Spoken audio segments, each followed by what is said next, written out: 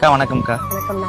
பாப்பரெட்டிப்பட்டி சட்டமன்ற தொகுதி வேட்பாளரா அண்ணன் நியமிச்சிருக்காரு. ஆமாங்கண்ணா. நீங்க எப்படி பாக்குறீங்க? மக்கள்கிட்ட எப்படி நீங்க நம்மளோட கட்சி கொள்கையும் கோட்பாடையும் எப்படி கொண்டு போய் சேர்க்க போறீங்க? உங்களுடைய பெயருங்கா?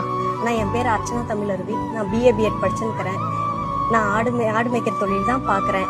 நான் எப்படி மக்கள் கிட்ட இதை எடுத்துட்டு போய் சேர்த்துவேன்னா, என்னால முடிஞ்ச வரையும், நான் தற்சார்பு பொருளாதாரம் ஒரு பக்கம் இருந்தாலும் என்னால முடிஞ்ச வரையும் மக்களுக்கு நல்லது பண்ணணும்னு நான் நினைக்கிறேன். அது அண்ணன் வந்து என்ன இந்த தொகுதிக்கு நானா போய் அண்ணன் கிட்ட கேட்கல. நான் என்ன வேலை செய்யறேன், நான் என்ன களப்பணி செய்யறேன் அப்படின்றத பார்த்துட்டு அண்ணனா கூப்பிட்டு எனக்கு கொடுத்தது. நான் அதனால அண்ணனுக்கு தான் முதல்ல நன்றி சொல்லணும். எப்போதுமே அந்த நன்றியை நான் மறக்கவே கூடாது. ஆடு மேய்க்கிற பொண்ணுக்கும் இப்படி ஒரு வாய்ப்பை கொடுத்தது நம்ம அண்ணன் செந்தமிழன் சீமன் தான். நல்லது நல்லது, மகிழ்ச்சிங்கக்கா.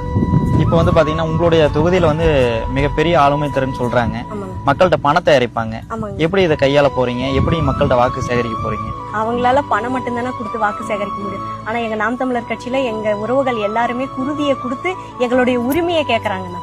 மகிழ்ச்சி மகிழ்ச்சி. நாங்க ரொம்ப கஷ்டப்படுற ஃபேமிலி தான். எனக்கு எங்க அப்பா இல்ல, எங்க அம்மா மட்டும்தான். எங்க அம்மா எங்களை நிறைய கஷ்டப்பட்டு படிக்க வச்சாங்க.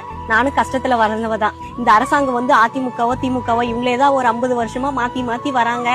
யாருக்கும் எந்த அரசாங்க வேலையும் கொடுக்கறது இல்ல. பணம் இருக்கிறவங்க வேலைக்கு போலாம், கவர்மெண்ட் வேலைக்கு போலாம். பணம் இல்லாத நாங்க எல்லாம் என்ன பண்றது? நாங்க அதனாலதான் எங்க அண்ணன் சொன்ன வழியில எங்க அண்ணனுடைய காணொலியை பார்த்து தற்சார்பு பொருளாதாரத்துல இறங்கிட்டேன். இன்னைக்கு நான் எந்த ஒரு கடனுமே இல்லாம நான் சந்தோஷமா இருக்கிறேன்.